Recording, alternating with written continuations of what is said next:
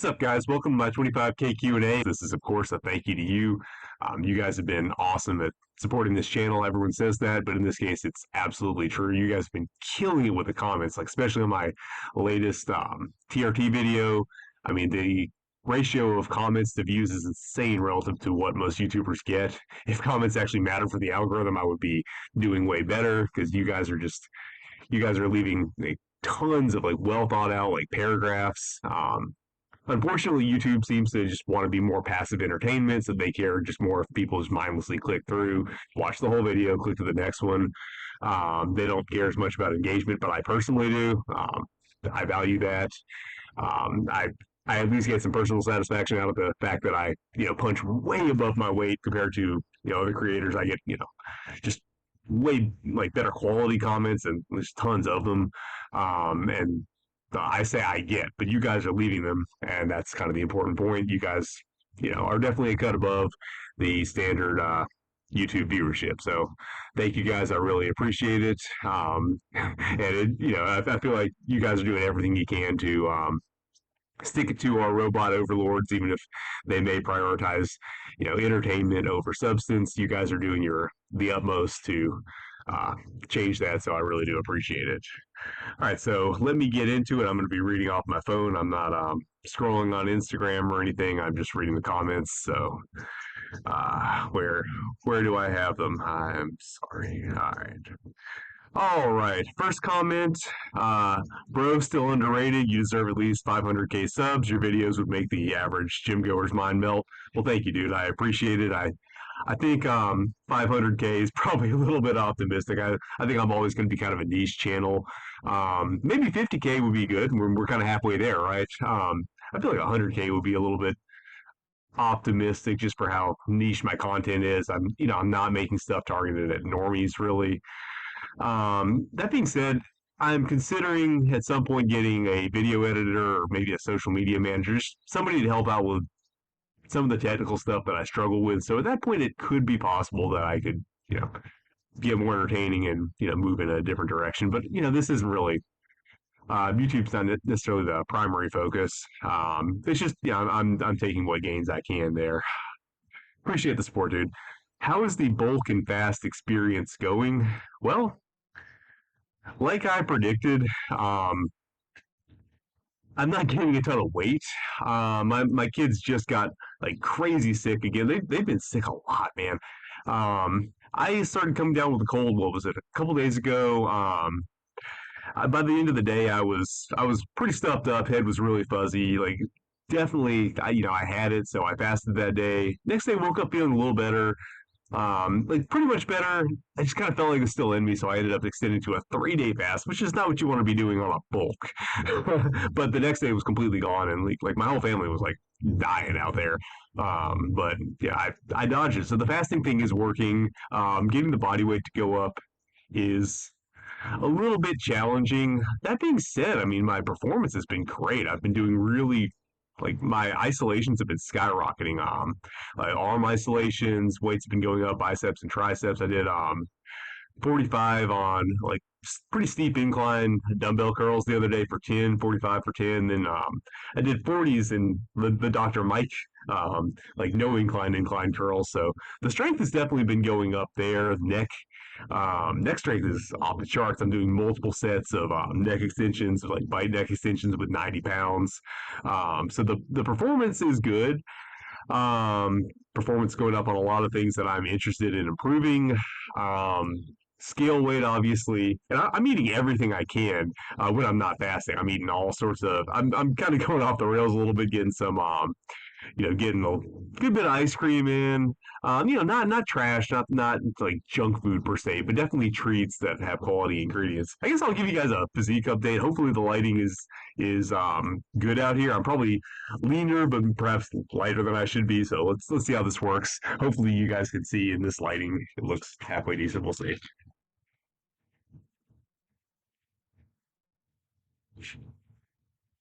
All right. Where we at?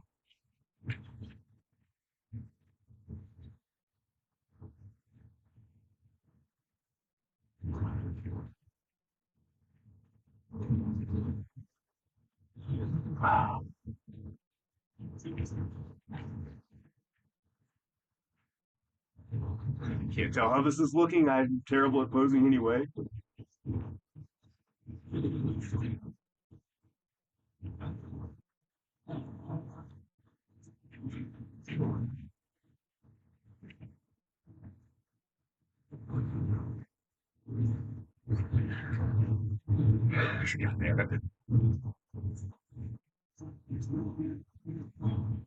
I do not know how vacuums work.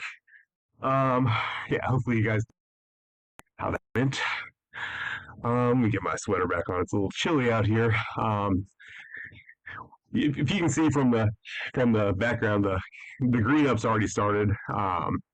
It's in California, SoCal, where I am. Like we actually have our green season in the winter, so it kind of looks like spring and fall simultaneously. You'll have like yellow leaves and green grass. It's kind of cool. We don't get a lot of fall colors. Although if you get into the sequoia groves, like in Sequoia National Park, they're actually super underrated for fall colors because you get all the understory, like the little dogwoods and stuff. Really pretty, like underrated.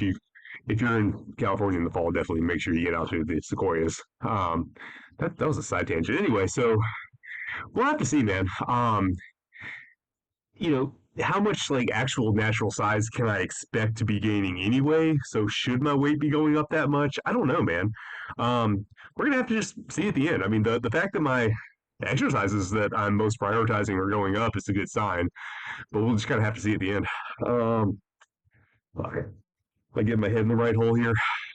Yeah, a little chilly. All right, let me get this back on. Hopefully that I don't even know what the lighting's like, but hopefully that ended up looking kind of cool.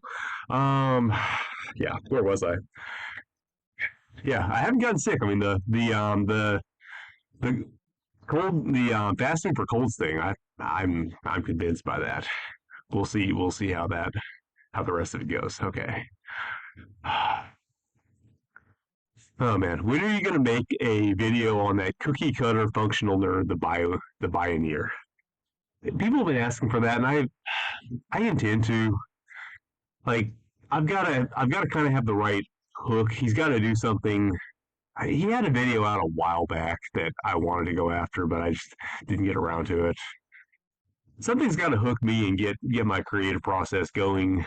If I just try to force it, I'm going to waste an inordinate amount of time that I really can't afford to waste. So something he says has to just give me just has to give me that boom moment, and then I'll go for it. Because I like he's definitely one of the people who like there are a lot of people I go after, whether it's the science based guys or people like functional nerds like the Bioneer. Like I go after these people to kind of like sweep the ground, clear the ground, like get away honestly kind of the competition, but get away what's in the way for what I'm trying to do, which is like real training that is both functional, effective, like all of the above, but obviously much more complicated, much harder than something that's gonna, sell well to the normies. Because that's what the Pioneer's doing. He's the same as Jeff Nipper. They're just a different package, right? They're selling really easy training to normies by just packaging it up with all this essentially marketing. It's all marketing, right? I mean, and that's the grift, right? You sell easy training dressed up in some kind of cool package that makes people feel like they're doing cool stuff. Um, Make it seem real advanced, but the reality is advanced training is for advanced people, advanced lifters, and there are very few out there. They're very hard to market to. You don't make big bucks or get millions of views marketing to advanced lifters, right? Um, and so this is yeah, that's anyway. So that's why I tend to go after most people I go after, just to kind of clear the ground for real advanced training. But yeah, I'll have to get inspired. Question one: what to do for abs? My favorite right now is either the GHD sit up or the cross bench sit up, depending on your equipment levels. I think I have the tutorial up for my members for the cross bench. It's super easy. If not, I've posted on it at some point. Range of strength. posted on it. If you've seen the version that he does, that's single leg, that's sick. I've been doing those. I love those. You can do that on the GHD as well, or do it across the bench just with your feet propped. You get some spinal extension training, but also just a really good ab workout. That's fantastic for abs. Second question: how to build up to heavy standing compounds as soon as possible if you haven't squatted deadlifted in a while due to past pain and sports injuries. I would, if you're trying to get back into it, start light and high rep. Just push the intensity with high reps first, build your comfort level, and then gradually add the weight. So we're talking about adding back deadlifts and squats. Like start with like 20 reps. I know people don't like to talk about 20 reps, but you're going to be using lighter weight. You're not going to be as nervous. You can kind of push yourself hard. You can get some blood flow in the area. And when you're comfortable with that, gradually ramp it up to like 15. And then you get into your heavier sets. That's going to be the fastest way. It'll come back pretty quickly. Who are your favorite content creators? Whether it be lifting, exercising, or totally different genres of YouTube. Are there any hidden gem type of channels? Oh man, that's big. I could make this last a long time. Um, we're even getting outside of lifting. Shit. Well, first off, I have to issue this disclaimer. Like, I'm not going to think of everybody. This is not going to be an exhaustive list. There are going to. I always hate answering this question because I'm always worried I'm going to leave out somebody that richly deserves to be on here, and that I always hate to do that, but it's a perfectly legitimate question. I shouldn't never answer that question just because I don't want to leave anyone out. So I'm gonna go ahead and try to answer as best I can, just with a disclaimer that I will definitely be leaving someone out who richly deserves to be mentioned. Okay, so in the lifting space, I just mentioned range of strength. I've worked with him for coaching. If you want to get flexible, I mean, number one guy, amazing utility of content. Yeah, can't go wrong with range of strength. He's fantastic. Kind of in more of the I don't know what space am I in? I don't know what space I'm in. In the bodybuilding space, you've got GBS, you've got basement bodybuilding, you've got Massive Iron, Steve Shaw. You've got I, I've been watching a lot of Jonathan Warren lately. He just put out one that's got the dissing on Paul Carter. You can't go wrong with that. Uncommon Sense Fitness. He just posted a podcast with me. Check that out. Very great channel. Dude just apparently just did some bodybuilding just on a whim. We talked about it on the podcast. Apparently, he just like decided to do it and like did a fast and then entered the show. Very cool. As far as let's see what as far as more like athletic type stuff, while also being like incredibly jacked, especially the first one, Will Rattell, like he does crazy lifts, crazy strength, um, jacked out of his mind. I mean, this is one of these guys. I mean, he is built different. I mean, he was in the NFL. Yeah, he might be one of these guys who's built different. Anyway, he combines it with all the plyos and hopping about and the good stuff like that. Austin Yoakum also gets into the like athletic training space. Really like his stuff. If you want to get into hybrid athletes, I really like Alec Blennis's stuff. Not his politics are okay. I fuck with the left you know if they're if they're if they have some integrity and they have one particular view that everyone across the political spectrum has that view now. But anyway, now Alec Bledis, he's cool. I give him shit for being vegan, but he's cool if you want to get into the hybrid training thing. You want to do a lot of what I do and also run marathons. But you don't want to have kids because I mean there's no there's no way you got to pick there. I recommend having kids over running marathons, but whatever, everyone has different priorities.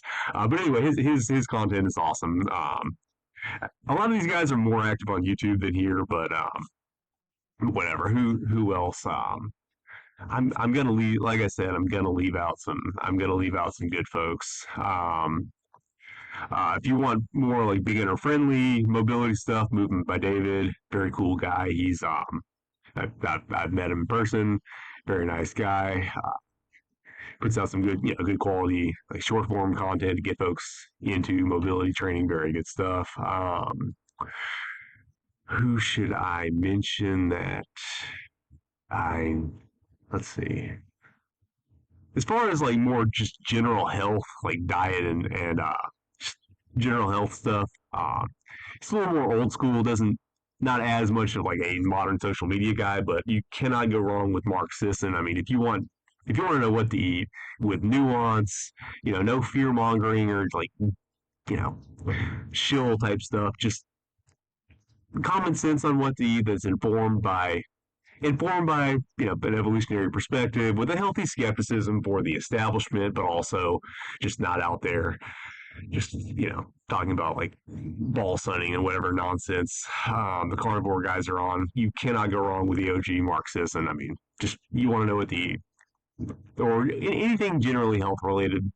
I don't know if his blog Mark's Daily Apple is back up. It was down for a little bit. I've been going there for you know a decade. Just if I have a question like, hey, should I be eating this? Let me go there for the nuance, right? Can't recommend him enough. Although again, he's more like long form blog stuff than like YouTube and Instagram. Although he'll post on Instagram sometimes. Um, let's see, who else do I watch a lot of? Okay, let's. I There are people that I'm definitely leaving out in the fitness space that deserve to be mentioned, I'm sure, but I'm going to move on to some stuff out of the fitness space.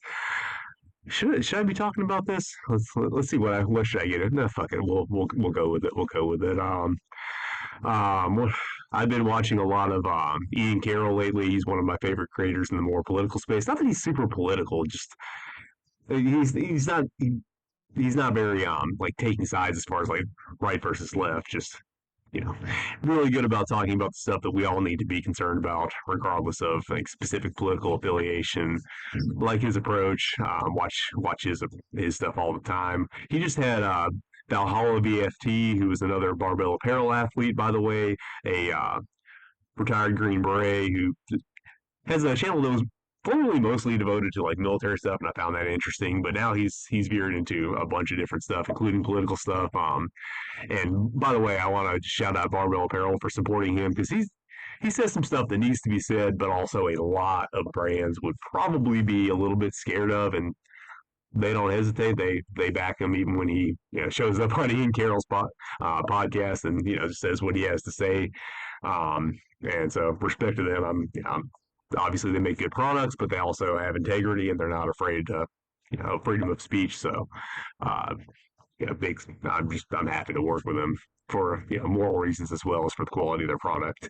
Um, I just mentioned him. The Anti-Hero podcast is another one in that kind of space. They deal with a lot of military stuff. They're the ones that outed Tim Kennedy. If you guys have been following that drama, very very fun podcast if you're interested in that in the more tactical type stuff.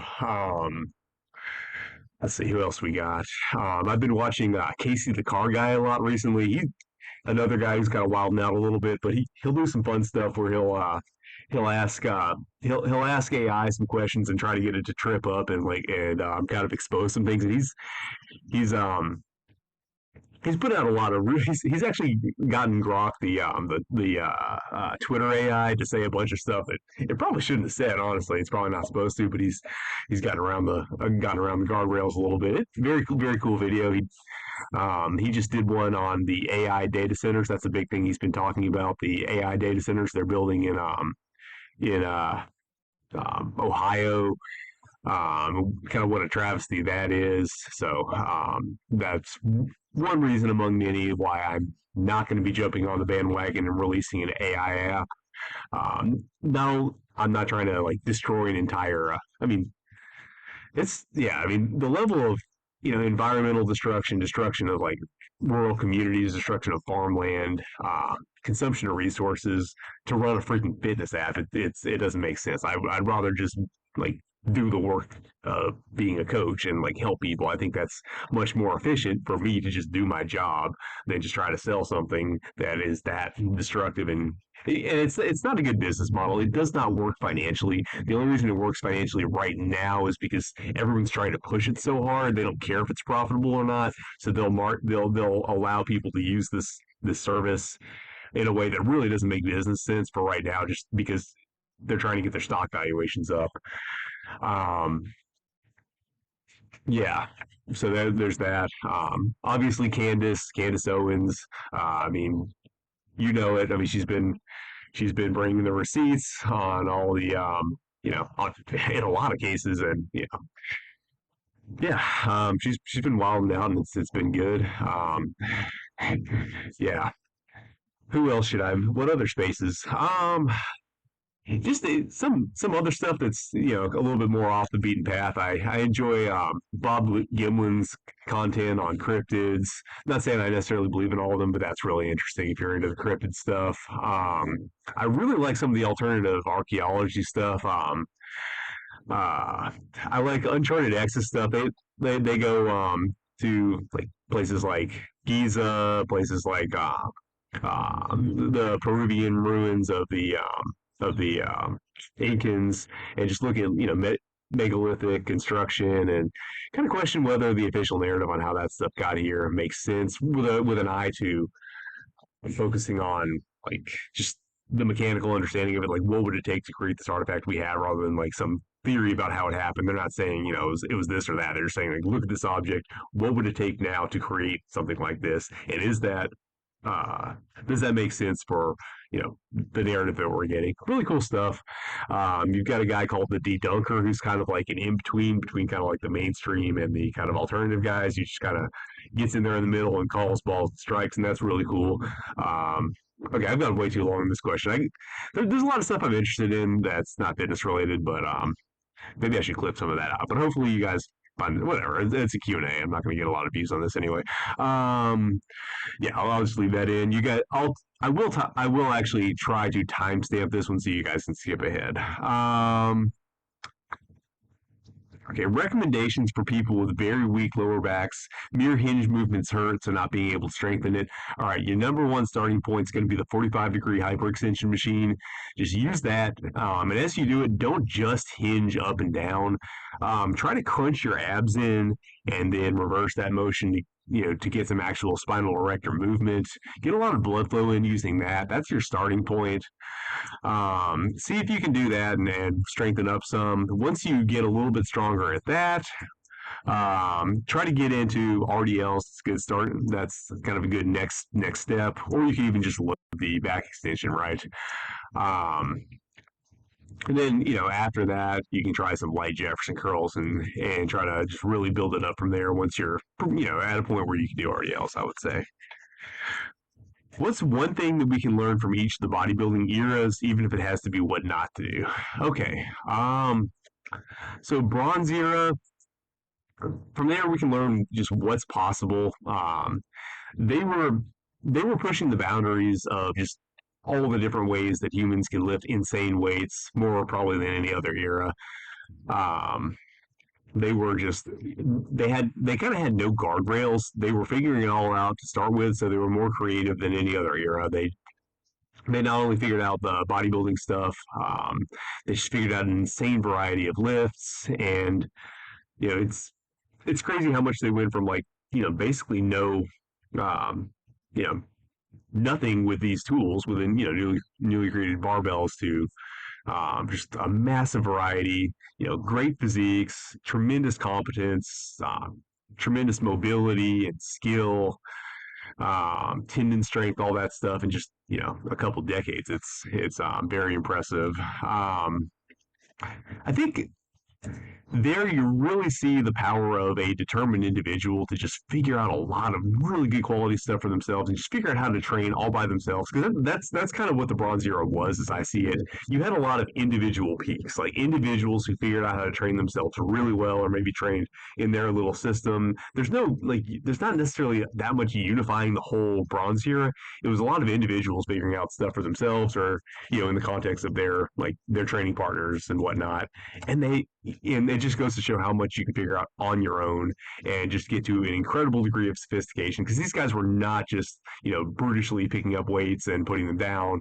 It was not oh, they didn't know anything but they sure worked hard. No, they figured out some really sophisticated stuff, and they mostly did it in very localized contexts without like that much of a broader like unifying gym culture, right? So that would be the biggest takeaway from the Bronze Era. And you had just you had feats at that time, that cannot be replicated now. And yes, if people put work in, I'm sure most of it, if not all of it, could be replicated. But you know, still, it stands, right? So that just shows the power of the determined individual to figure it out. But that doesn't mean just like doing the basics really hard. It means like actually thinking and like just figuring out a comprehensive system that works for you. Silver era. I think the silver era probably refine things into a better. They had probably the best overall like gym culture, because they took a lot of that individual greatness and then systematized a lot of it into something that would actually work for a beginner. So they had a very good gym culture that had a nice balance of heavy lifts, effective bodybuilding isolations, as well as mobility. They had a pretty good system for it. Good basic beginner programs, but also a lot of sophistication for more advanced athletes. Very most balanced era. Yeah, I mean, yeah, very good era to learn from. The golden era, I think, honestly improved hypertrophy training over the silver era.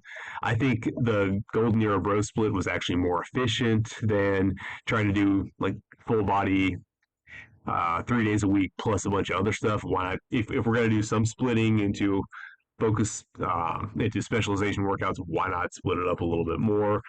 I think the golden era guys were mostly working off silver era training principles. Some things I think they may have done a little bit better. Some things maybe a little worse. But I think if you're just focused on hypertrophy, they started to get most of them still had a core of lifting. Obviously, Tom Platz had been a powerlifter, Arnold had been a powerlifter. Franco competed in World's Strongest Man, powerlifting, boxing, everything. So they still have that strength background, but they started to focus a little bit more on bodybuilding. So if you want to be more of a pure bodybuilder without losing all the function, the golden era pretty much nailed it down. And I think every year after that started to increasingly lose emphasis on training and start just relying on drugs, and there's really not much interest there. The last champion that I would say really built his physique off his training was Ronnie Coleman. You can see the reason why he was better than everyone else. People talk about genetics or whatever. People, and obviously drugs played a role. And I don't necessarily believe that he was like natural up until like he turned pro or whatever. Like, obviously, he was taking drugs, but you can still, if you look at his training was why he was better than everybody else at the time. And it wasn't just he lifted harder and heavier. There was more sophistication. Like he was actually still doing the old school stiff leg deadlifts, basically Jefferson curls. I just found that out recently. He did stuff like that in addition to all the big heavy lifts you see. So that's a fantastic combination that's going to make um, that's gonna make anyone jacked. It's gonna work for naturals. It's gonna work for Ronnie. Obviously, when you're that big, I guess you're so strong you can create some problems for yourself, and that's a shame that he dealt with injuries later on. But uh, yeah, I would say he's the last champion that was really based on training. I think everyone else kind of took a look at him and said, okay, we can't do that anymore. Let's have like light and milk toast training, and then let the drugs do the work. That's my take on it. Let's see, where are we at?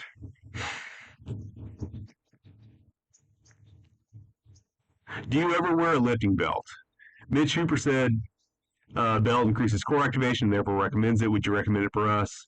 Currently doing 150K deficit deadlifts and reps and wondering if I get to the 200s, start using a belt, or will my erectors get strong enough? Okay, so I'll ask Mitch Hooper if he wears a belt when banging his secretary. Yes, I wear a belt. My philosophy on it's really simple. If I'm trying to train the abs and the spinal erectors, if that's my primary goal, then I'm not going to wear a belt because I want to strengthen them. So if I'm obviously doing like a Jefferson curl, well, hell, I mean that's kind of your best heuristic. Is the belt going to get in the way, like with the Jefferson curl? In that case, don't wear it, right? If you're, and that's going to be, when you're trying to actively train, the abs, the and the erectors on something like a Jefferson curl, probably a Zercher deadlift. There's an argument for using a belt on a Zercher deadlift, but definitely something like a Jefferson curl to like actively train the spinal erectors through a full range of motion.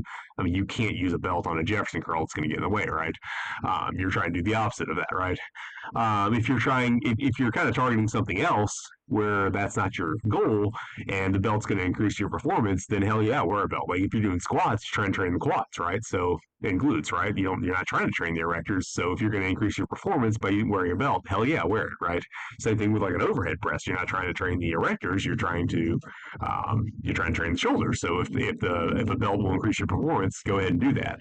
Something like a deadlift is more in the middle, but I say it's perfectly fine on a conventional deadlift because that is probably more of glutes and hamstrings, right? Um, I don't think you're going to get any benefit from not wearing a belt on a conventional deadlift. Now, a deficit deadlift, that's in that middle ground, right? It's I mean, if you get enough of a deficit deadlift, you're kind of doing a Jefferson curl.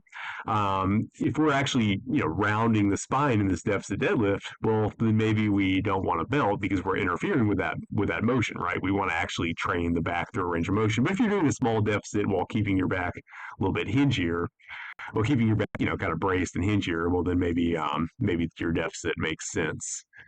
Hope that answered the question. Hey, Atlas, what would be your dream sport wagon besides the one you own right now? Or would you just put a Hellcat engine in your current one? Congrats on 25K. Thanks, dude. That's a great question, one that I'm happy to answer. So my dream sport wagon would just be to take the one that I have and mod it out a little bit. I'd probably add a same year Charger front end because I think that looks sick. The like not the Hellcat Charger, but the like an '07 Charger front end conversion. And then I wouldn't drop a Hellcat engine in it. I think I'd leave it with the 6.1 because that's a solid engine. It lasts, like, of all the Hemis, I think that's the one that's going to last the longest. You can actually put a bunch of boost in it, but I'd probably keep it naturally aspirated. I don't need that much more power. What I'd actually probably do is change the wheels, like bigger wheels, bigger tires, but not like in a getaway. Maybe the Viper rims, like that looks good on the Magnum, and then maybe put some coilovers on it or something. Just get it a little bit lower and a little bit more track capable. Because that's actually where it slotted in when it first came out. It was in its segment. It wasn't the fastest. The Mercedes was actually faster because it had a supercharged engine, but the Magnum was lighter and handled better. So it was the most it was, I guess you could say, the most track capable performance wagon that I'm aware of at the time when it dropped. As far as I know, maybe there were some other competitors. I think those were the two. It was just competing against the Mercedes, and it was a little bit slower because it wasn't supercharged, but a little bit quicker around the turns. Obviously, it's still a boat, but it's a wagon. It's supposed to be, right. Yeah. Thoughts on the barbell behind the neck press is the main shoulder pressing movement. Yeah, it's a great movement. If it works well for your shoulders, it's a fantastic movement. Um, I like the I like front press also. I've been doing a lot of handstand push-ups right now, but yeah, it's a great movement.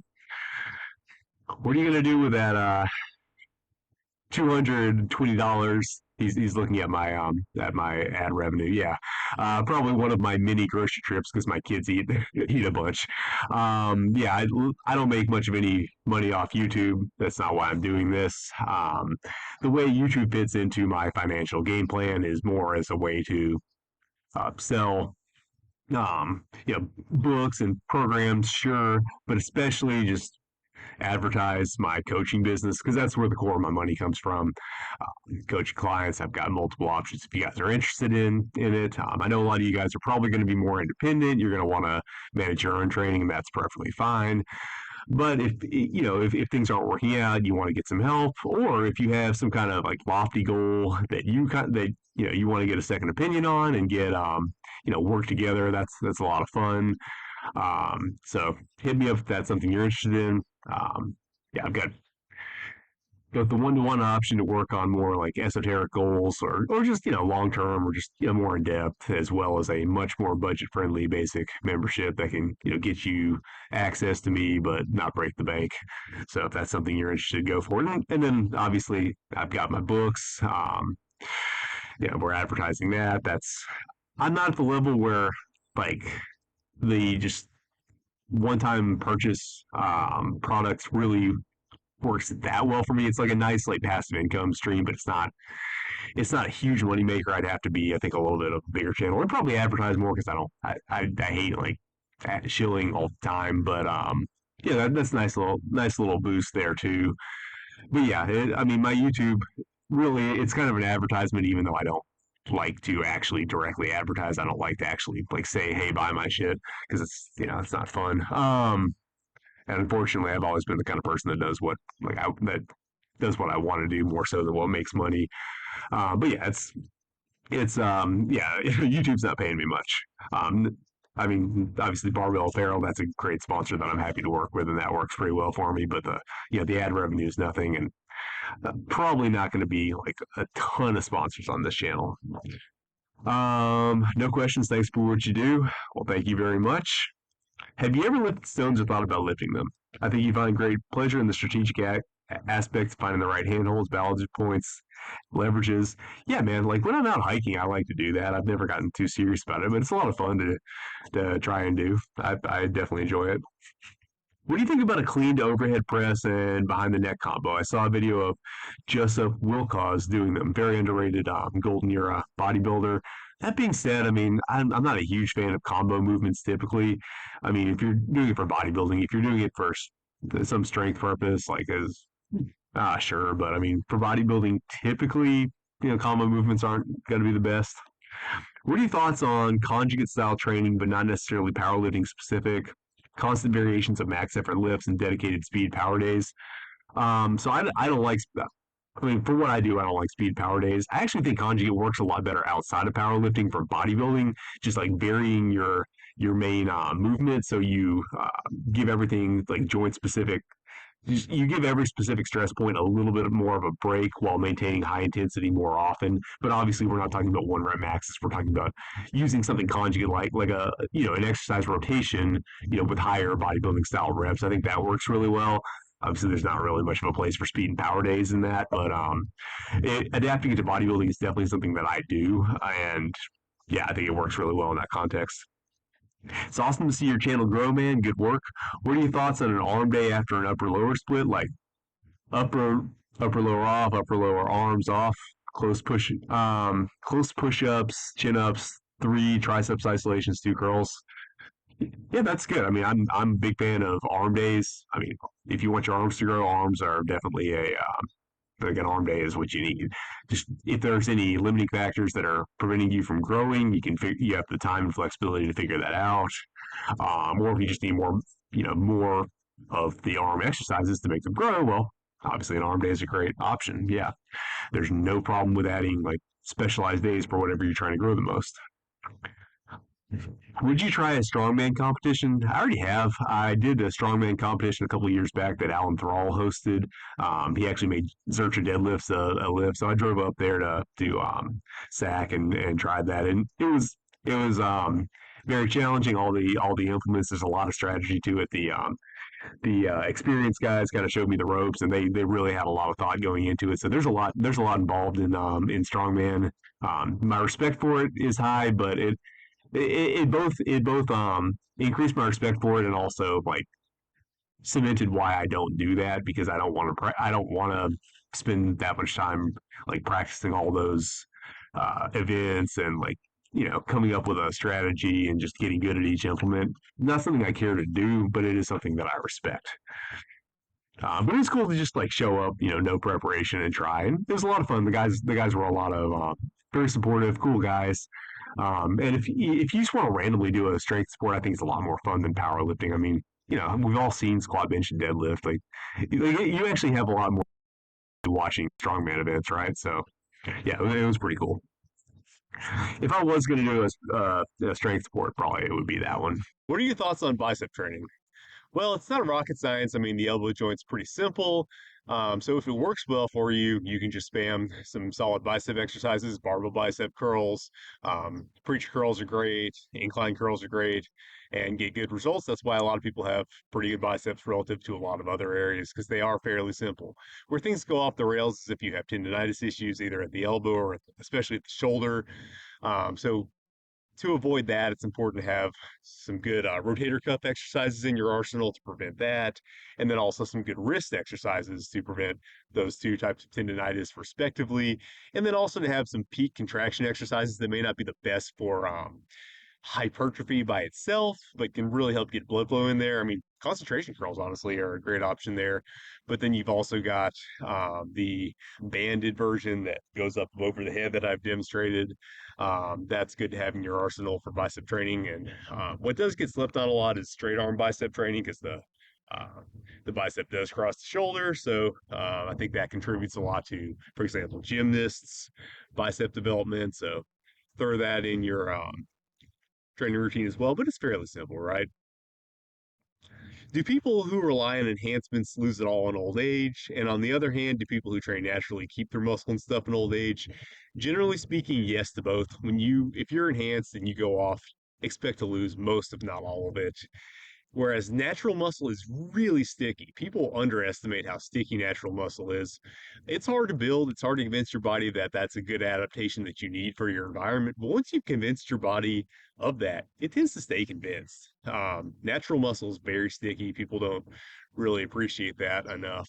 Like I always get people always comment on my traps. My traps are kind of my best body part, so to speak. The reality is I train them maybe a couple times a year at most now, and they've stuck around in the 5 years that I haven't been going to gyms regularly, and I can only be bothered to set up power shrugs a couple times a year, and it's just a hassle to haul on all those plates at the home gym setup, right? But natural muscle is very sticky. You're stuck on an island for a year with only 5 fitness things or products. What would they be? Obviously, barbell and plates. Do those count as one or two? I mean, what's the point of a barbell if you don't have plates? We'll count that as one. Gymnastics rings, resistance bands, and then a set of dumbbells. Is that everything? Um, if there's anything else, I'd like a pull-up bar uh, and dip station, I guess. Uh, can you give a few advices on staying consistent in the gym and on the diet? Um, I mean, that's something where you just have to put it into, well, I'll give you said a couple, so I'll give you two. To start with, I mean, you just have to do it at first, make it a routine. You have to take, like, let's say 2 months and just say, I am going to do it no matter how much it sucks. Even if I barely get anything out of my workout, I'm just going to go do it until you set the habit in. Okay. But once you have that habit, as that's kind of for a beginner just trying to get into it. You got to make it a habit, man. You just have to say, I'm going to do it, follow through, right? Now, for someone who's trying to be consistent, like through a busy life, that's where you have to start being a little bit more flexible. If you have a bunch of stuff going on, you're really busy, it's going to be hard to go into, it's going to be hard to figure out what you're doing on the fly. So you really need to just have a list that you come up with ahead of time of workouts that are valuable, that take varying lengths of time. So when some time does crop up, you have something to fill that slot. So let's say you have 20 minutes. It's good to have a plan in place. What could I do in 20 minutes usefully? What could I do in 30 minutes usefully? 40, and so on. And then as time crops up, you can fill in, right? So, let's say you have a 20-minute time window, you could do neck, for example, right? And that's kind of what the Busy Dad program that I have for my basic coaching clients, does, it gives you it you cover your bases in two main workouts a week you can do on the weekend, and then you have a bunch of little accessories that fill those small time slots so you can kind of flexibly throw them in whenever you have time. As far as diet, you got to make it something that you can stick to where it's easy enough that you're not having to really struggle, because no one's going to stick to a super restrictive diet for that long. So you got to make it something that's actually sustainable, which means requiring a lot of flexibility. Now, to make flexibility work, you have to be able to create, well, assuming we're talking about like staying lean, you have to be able to create a deficit when necessary. I like to use fasting for that purpose, but there are other approaches. Hopefully that made sense. Where was I? How did the silver and bronze era bodybuilders actually train? Do we even know?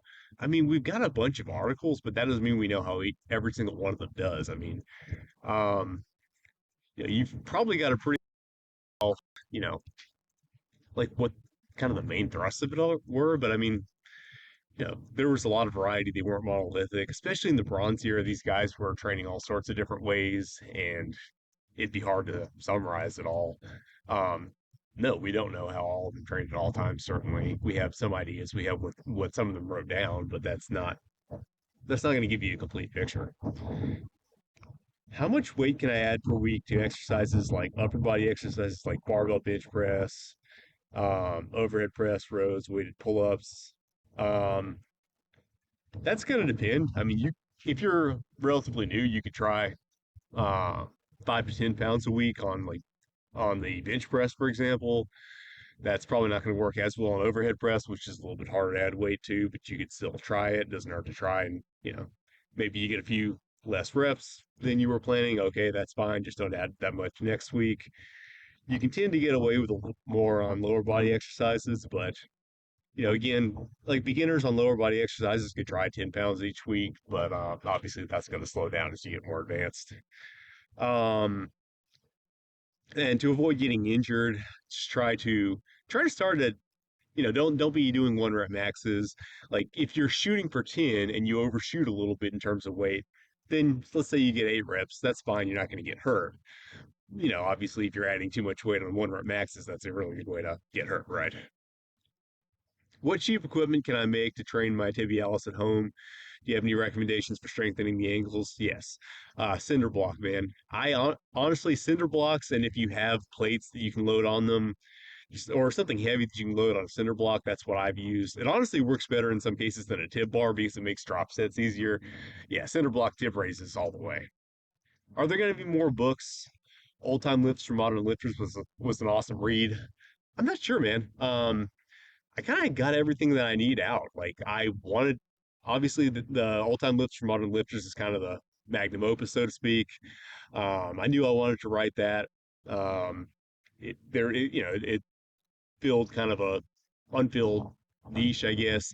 Like taking a look at all these old school lifts from a modern perspective, like what holes can that fill, and like what actual value, practical value, can a modern lifter take from these?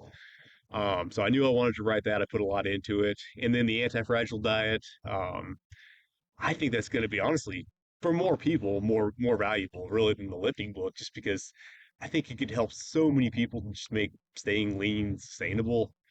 Dude, it really works well, man. I mean, this stuff just get not only just fasting, but getting into the mindfulness that comes with fasting, the food freedom, and just realizing um, how things that get you lean, how creating a deficit can serve other roles in your life, like giving you energy, making it easier for you to get through work. In my case, preventing me from getting sick when my kids get sick. A dude stopped me in the elevator and like complimented me, said I was shredded, and my like spontaneous response was like, It's surprisingly easy, man. Not easy, but it's in a way it's easy. I told him, I found for whatever reason that you ever heard of extended fasting? I said, like, I found that for whatever reason that keeps me from getting sick, and my kids get sick all the time. So I just fast whenever I don't want to get sick because my kids brought home a cold, and that keeps me lean even if I'm trying to get bigger. That's what I told the guy in the elevator. And it's kind of true. It's gotten to the point where like calorie deficits serve enough other functions in my life that I almost don't have to put any effort, any additional effort into staying lean just because whether it's because I'm busy and I'm trying to work, so I don't want to be eating because I know it'll be harder to fight through the brain fog and all, or the kids brought home the plague. I'm like the deficits serve other roles in my life that are more short term, right? Like it's hard to worry about, hey, I want to look good at the beach like 2 months from now, right? But it's easy to worry about, dude, these kids have the plague. I feel in my nose. I do not want to be sick tomorrow. I can't do this. I cannot be sick. I'm not eating, right? I'd rather be hungry than eat, or than be sick, right? Um, but yeah, I don't know what else I would write. Maybe someday. What do you think of the testosterone diet by Megan from Team 3D Alpha? Look, I'm not trying to beef with a guy or start problems, but I think people are way too obsessed with like trying to maximize their testosterone. Like, I don't know what my testosterone levels are, and I don't fucking care, okay? I get out there and do stuff that, people ascribe to testosterone, but I've never had my shit checked. I eat lots of red meat. I eat lots of eggs. I drink lots of hard cider. It's 8% ciders. This I forget which one. I started a pretty good one recently. I'm not I'm not trying to maximize my testosterone. I think honestly worrying too much about your testosterone levels is kind of for like Silicon Valley nerds. It's this disguised as like alpha male stuff, but and again, I'm not trying to beef with Megan. I like some of his videos and all, but people put way too much into like how can I maximize my testosterone? Like whatever, dude. Um, where was that? Sorry. Why do you think there are some lifters out there that want to reach a leanness level where they have chiseled glutes? When they were teenagers, they think my goal in life is to have chiseled glutes. No, man, nobody ever thinks that, man.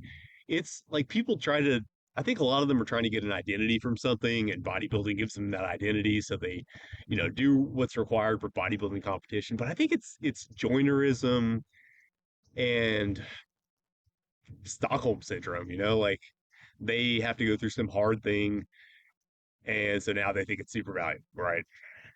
Same thing as like, you get hazed when you join a fraternity so that you'll think the fraternity is valuable. That's kind of how I interpret that. Do you have to order up a size in barbell apparel jeans? They seem to run small, pretty disappointed. I buy the same size I always buy, and I feel like stuff stiff, skinny jeans, even though they're supposed to be relaxed. I haven't found that personally, but it's been so long since I bought other brands of jeans, I don't remember. They shouldn't be feeling stiff on you, so if that's the case, then yeah, order a size up. They should they should feel like very relaxed. So yeah, if you're finding that's an issue, order a size up. But I mean, it's been a long time since I've worn anything else. If you're a potato, how would you like to be prepared? I don't know, man. I guess baked potato with a steak. I don't know. And you know what, mashed potatoes. I like mashed potatoes, so I guess I'll say that. I mean, I'm the potato I'm not eating, but yeah, I mean, mashed potatoes are good. So yeah. To preface this question, I'm of the opinion that more than 1 gram per pound of body weight is generally better. My thoughts on it are the same as Faz lifts for reference, and with experience, I found I do better and last longer over the weeks with around 1.4 grams per pound. My question is, do you think more muscles systems trained in a program means more protein needed to recover? A lot of research will base their study off of a single muscle like quads with leg extensions, but logically more muscles needs more protein. Let's be real. Everyone should just eat the amount they feel best. Okay, so yeah, in theory that's true, but in practice, like you probably should not be eating so little protein that it'd be enough to grow one muscle group but not others. I would assume that more muscle groups that we're training, like if we're training the whole body, you're probably going to need more, but let's not be that low anyway. And just for like body composition purposes, most people will need to eat, way more than that level anyway, just not to, be overeating on carbs and fats. I've just, it doesn't hurt you to overshoot. What are your thoughts on isometrics for joint health? Um, they can be a really, really good entry point when you have a badly jacked up joint that you need to start loading in some way, but it's just cannot handle, range of motion movements. Getting some isometrics in, like for example, if you have rotator cuff issues, doing a resisted isometric in, just outside whatever position really hurts, that can be a great way to start loading it when it's really sensitive. That being said, it's kind of a boring way to train, and it doesn't like that's kind of your entry point. But once you when kind of doing when doing rehab, but generally um past that, you're going to get more bang for your buck if you can without pain do more of a range of motion movement. And on the I guess the flip side of it, you can do really heavy isometrics like super heavy lockouts for to build joint health, tendon strength, things like that. That's also helpful. So they're helpful on both ends of the spectrum, both for rehab and just building massive tendon strength. But in the middle, obviously, full range of motion work is probably going to do more overall. Please make a detailed how to grow traps video. The old one is not great. Yeah, I don't even know what you're talking about, so it's probably really old. I'm actually looking into the Kelso shrugs, the science-based guys like Nippard say are wonderful. I'm experimenting with them. I'll bring my findings as well as a video on how to grow massive traps. I think you guys know what I'm probably going to say, but I'll make it anyway. I seem to make better gains, for example, doing 2 to 3 quad sets twice a week. If I increase to 3 to 4, I completely stall out. Am I missing something by not doing more volume with less intensity?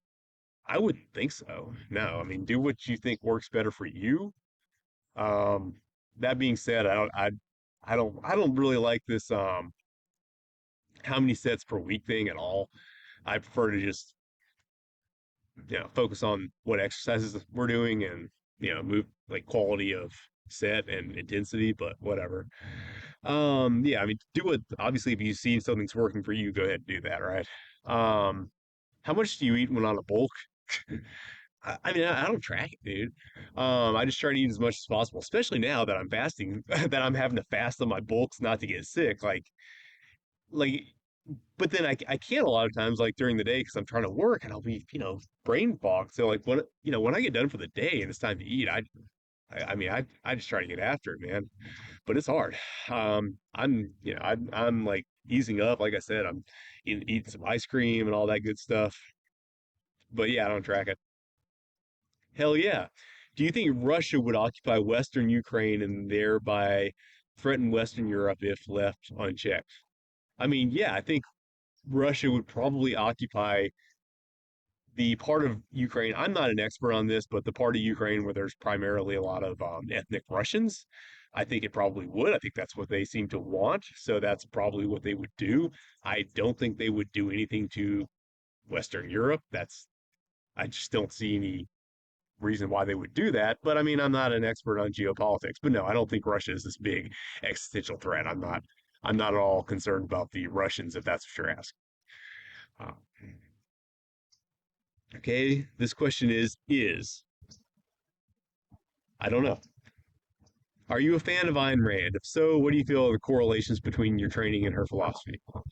Uh, Not really. I mean, I picked the username in 5 minutes because I like power shrugs because I like training traps. My wife made me stop liking political posts using her Instagram, so she told me you got to make your own. So I made my own. I was like, well, I like the power shrugs. How can I make a pun out of that?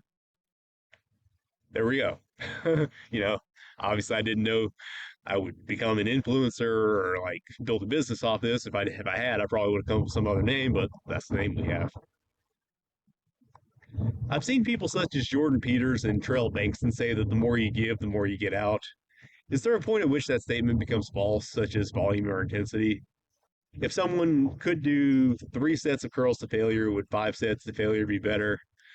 I mean, there comes a point where like what you can do just decreases so much it seems pointless. Like let's say you're doing curls to failure, you get like 15 on the first set, and then at the same weight you try another set and now you're down to like 5.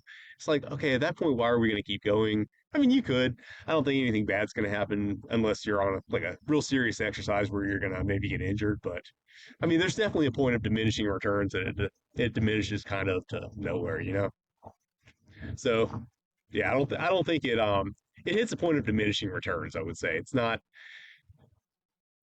it's only true to a point. Yeah. Where were we? Shit. God damn it. Lost my place. I got to try to finish this up pretty quickly before my oh yeah, some are you a n? Not as far as I know.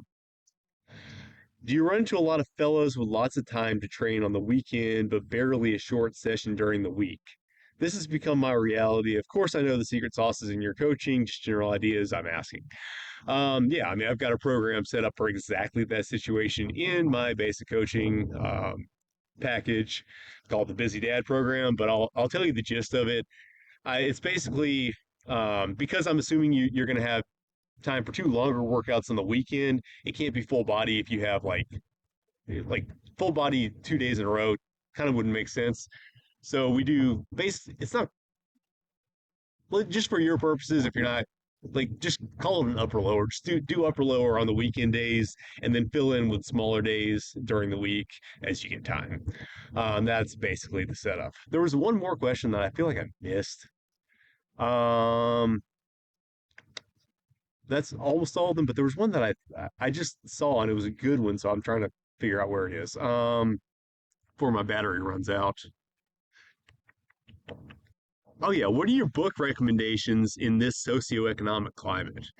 I mean, the one that really comes to mind is One Nation Under Blackmail, volumes 1 and 2 by Whitney Webb. I mean, that explains so much about the situation that we're in right now. Yeah, if you want to understand the United States of America and why it is the way it is, yeah, check out One Nation Under Blackmail, Whitney Webb. That's a fantastic read. It's dry, but definitely worth it if you want to know why things are the way that they are. Um, and I mean, it doesn't get into the economics, but it, I mean, it explains enough about why things are the way they are that, yeah, that's my top recommendation. All right, guys, so this has been a lot of fun. I'm kind of freezing my ass off now because the wind started blowing after the rain, but it's been a lot of fun. I hope you guys enjoyed the different setting. Hope the sound quality is good. And yeah, I really appreciate you guys supporting me up to this level. I know you'll continue as I keep moving forward. If there are any topics that you guys are particularly interested in making videos on, let me know. I cover kind of a diverse array of topics, which is a more a blessing and a curse. It makes it harder for me to figure out like what you guys are going to respond best to. But yeah, whatever you guys are most interested in, let me know and I'll try to. It has to also trigger my creative process, but I'm trying to like kind of align my creative process with what you guys are most interested in. So anything you guys can do to help me figure out what you're most interested in, kind of where to focus on most, would be very helpful. All right, guys, I appreciate you. Take care.